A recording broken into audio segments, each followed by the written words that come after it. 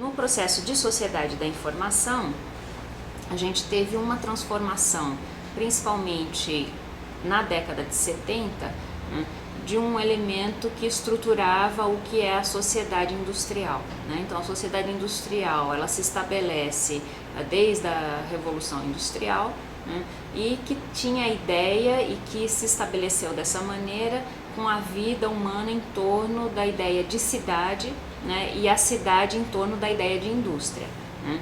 Então, mesmo a existência da zona rural passa a ser para alimentar a produção industrial, né?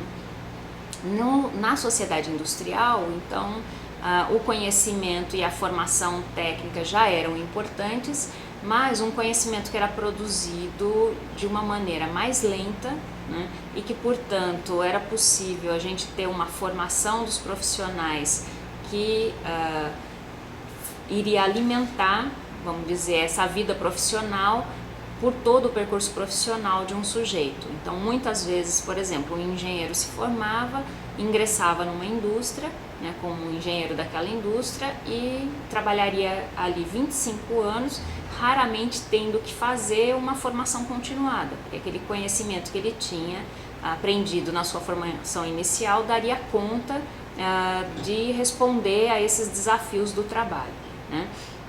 Então, isso gerava uma possibilidade mais lenta e mais estável, tanto do conhecimento quanto das relações. Nessa mesma sociedade, as hierarquias também estavam estabelecidas antes da relação. Então, dependendo do cargo que a pessoa ocupasse, esse cargo já lhe trazia um papel de autoridade, né? E independente de quem era a pessoa que ocupava aquele cargo. Então, o cargo de chefe, o cargo de professor, o cargo de diretor, né? Então, são exemplos.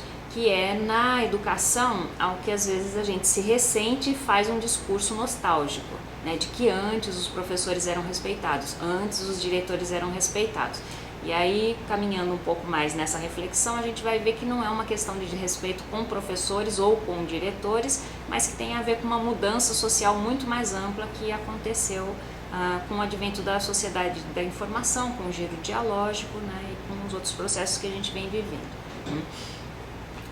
Então, nesse processo da sociedade industrial, o conhecimento transmitido também era um conhecimento estável, né?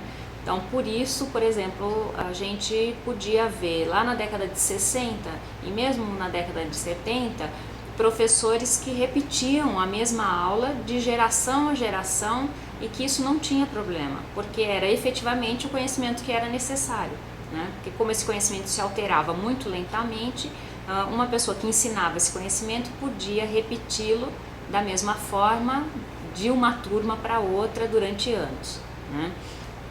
Bom, o que houve então no início da década de 70, né? Houve um advento de criação, vamos dizer assim, né? De transmissão do conhecimento e da informação em tempo real, né? Isso foi gerado por estudantes do Vale do Silício, né, que fizeram experimentações para transmitir informação de um computador a outro em tempo real, né, de forma que a outra máquina recebesse no mesmo momento a informação que o primeiro transmitia. Esse foi o princípio da telefonia atual, né? Então, é uma tecnologia que possibilitou a gente ter a telefonia celular, por exemplo, né? A internet nasce dessa transmissão em tempo real, né? Os computadores pequenos, portáteis, que nos acompanham hoje, né, para os diferentes lugares. Bom, essa possibilidade de transmissão de informação em tempo real acelerou, encurtou, como vários autores da sociologia dizem, tempos e espaços. Então, hoje é possível a gente se comunicar e se sentir muito acompanhado, por exemplo, por um parente que está em outro país, ou em outro estado, ou em outra cidade, né? Então, por tecnologias, né, como a móvel, por exemplo, a gente tem ainda recursos como o WhatsApp, como o Facebook, onde a gente pode ir se comunicando com essas pessoas e com outros recursos, inclusive essas pessoas podem estar assistindo a mesma aula que a gente está assistindo estando em outro lugar.